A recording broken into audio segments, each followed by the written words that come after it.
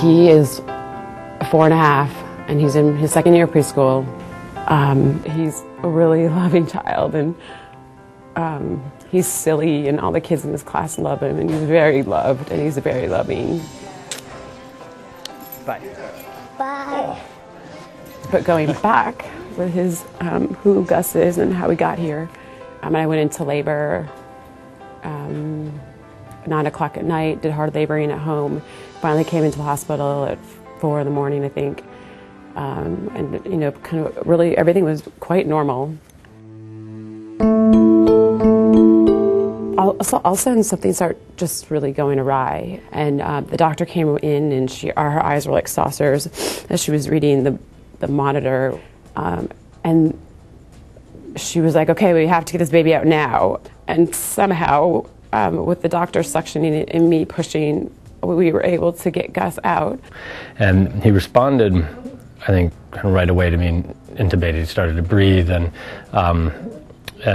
there was talk that he had a pulse. And what had happened to Gus is my uterus had ruptured, so essentially he was cut off from his supply of oxygen. Dr. Ferrara spoke with Melissa and me about what to expect.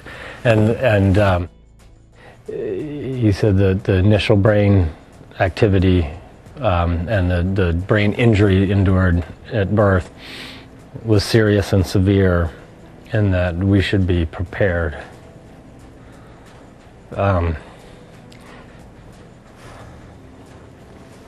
Yeah, we should be prepared for a life of feeding tubes and a wheelchair.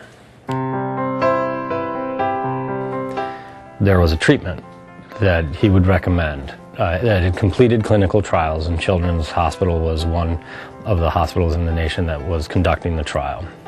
It was a coolie cap, so they basically iced his head.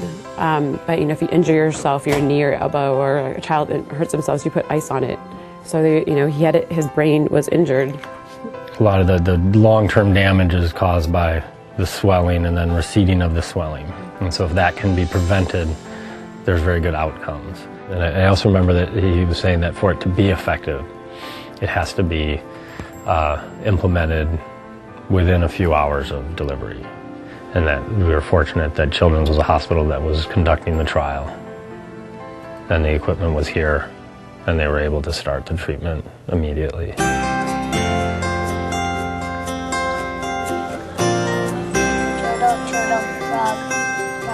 I've had a lot of time to think about my experience, and I'm so deeply grateful to Children's, and we consider ourselves a lifelong donor to the hospital. We give money on my son's birthday every year. When you think of where Gus is today, compared to the prognosis we were given, we do think he is this little miracle baby. August sandwich, August sandwich, August sandwich. Ah!